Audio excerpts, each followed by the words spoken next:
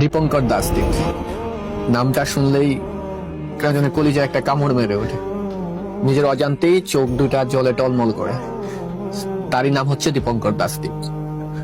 গতকালকে দীপঙ্কর দাসদীপের গ্রামের বাড়িতে তার অকাল মৃত্যুতে তার আত্মার শান্তি কামনার উদ্দেশ্যে গীতা পাঠ এবং বৈষ্ণব সেবার আয়োজন করা হয়েছিল।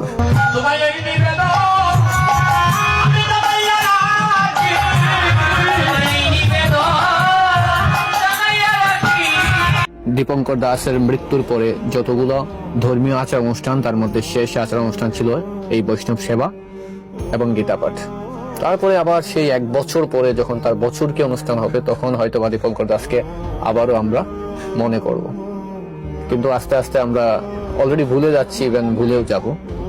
তার আত্মীয় পরিজন সবাই ভুলে যাবে আস্তে আস্তে করে, কিন্তু তার মা কখনো তার সন্তানকে ভুলতে পারবে না। মা এমনই হয়, মা তো মাই। এই দুনিয়ায় মায়ের মতো আপন আর কেউ নাই।